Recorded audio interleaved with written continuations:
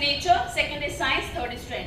जब हम नेचर की बात करते हैं, दैट मीन्स ओरिफ्लेम के जितने भी प्रोडक्ट्स आपको दिए जाते हैं, जो आप देखते हैं, जो हम आपके हाथ में थमाते हैं आपके यूसेज के लिए, या फिर आगे आप सेल करते हैं उसको, या फिर अपने कंसल्टेंट्स को या अपने गेस्ट को दिखाते हैं, इंट्रोड्यूस करवाते हैं नए प्रोडक्ट से।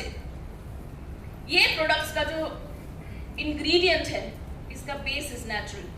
नेचर के रिसोर्स के थ्रू जो हमें नेचुरल इंग्रेडिएंट्स मिलते हैं, उन नेचुरल इंग्रेडिएंट से हम अपने प्रोडक्ट्स को बनाते हैं। फॉर एग्जांपल, अगर मैं आपको ये कहूँ कि हमारे प्रोडक्ट में जैतून का तेल है, तो यस एब्सोल्युटली हम नेचुरल वे से लिया गया जैतून का तेल यूज करते हैं। अगर मैं आपको आज ये कहूँ कि बीज वैक्स है, तो हनी बी के द्वारा जो वैक्स निकलता है, वो वैक्स का हम यूज करते हैं अपने प्रोडक्ट्स में। तो नेचुरल इंग्रेडिएंट्स का यूज करते हैं। सेकेंड इंपॉर्टेंट थिंग कि हम नेचर से दिए गए जब नेचुरल इंग्रेडिएंट्स लेते हैं, तो हम एक चीज दिमाग में बहुत ख्याल रखते हैं इस चीज का कि हम नेचर को कोई नुकसान ना पहुंचाए। अगर मैं आपसे कह रही हूँ जैतून का तेल है, सनफ्लावर सीड है, मैंगो सीड एक्सट्रैक्ट है, मैकेडेमिया सीड एक्सट्रैक्ट है, दैट मीन्स हमने वनस्पतियों को, शर्ब्स को, हर्ब्स को किसी भी तरीके का नुकसान नहीं पहुंचाया। हमने पेड़ या प्लांट्स काट कर उनका एक्सट्रैक्ट नहीं लिया है।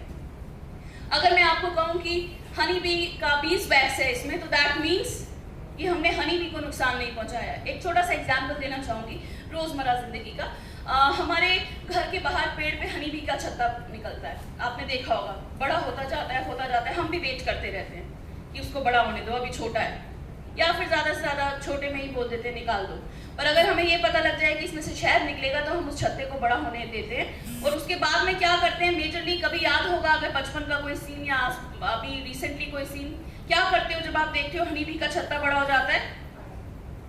फायर, उड़ जाती हैं, मर जाती हैं, शहद हम यूज कर लेते हैं। या फिर क्या करते हैं, डंडे से उनको हिलाते हैं, किसी एक इंसान को बुलाते हैं जो इसमें एक्सपर्ट होता है, और फिर वो शहद यूज करते हैं, right? So this is also one way. ये भी एक तरीका है नेचुरल इंग्रेडिएंट लेने का। लेकिन Oriflame believes in getting the natural ingredients without harming the nature. We don't harm nature at all. वनस्पति से लेकर हर्ब से लेकर शर्ब से लेकर यहाँ तक कि जब एक प्रोडक्ट बनता है, उसका जो वेस्ट मटेरियल जो हम समुद्र में बहा देते हैं, वो भी हम ध्यान में रखते हैं कि हमारा वेस्ट मटेरियल हमारे एनवायरनमेंट को, वातावरण को, नेचर को, प्रकृति को किसी भी तरह से कोई हार्म ना पहुंचाए।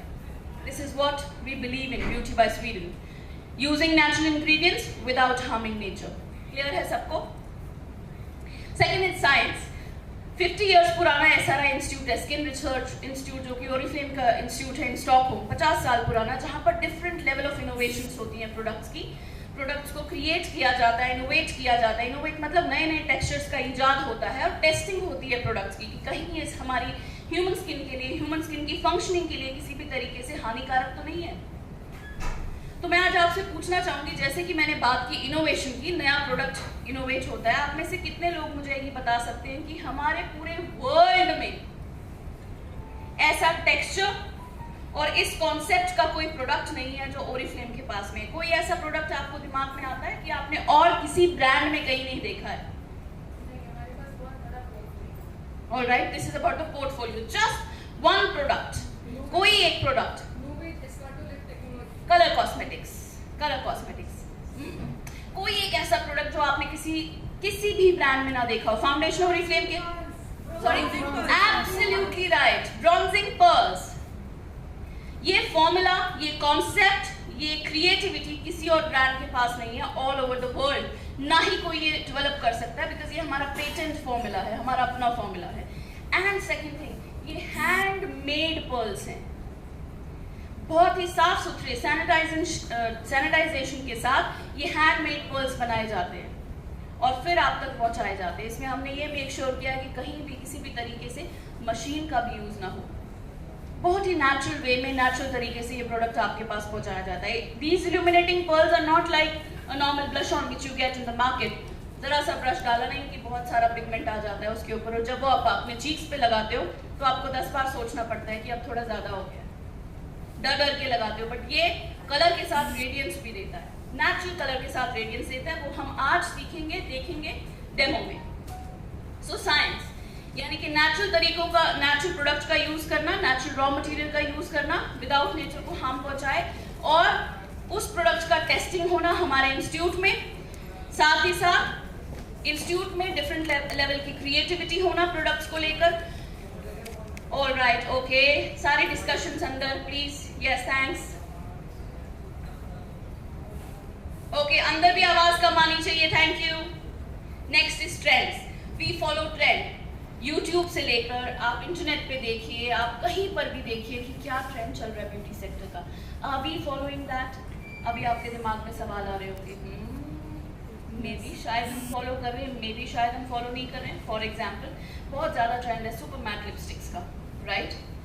And Oriflame gives a super matte lipstick and I know आप सब अभी ऐसे ऐसे कर रहे हैं, लेकिन अंदर ही अंदर जो आवाज़ आ रही है आपके, सुपर मैट लिपस्टिक ये कब आई ओरिफ्लेम के पास?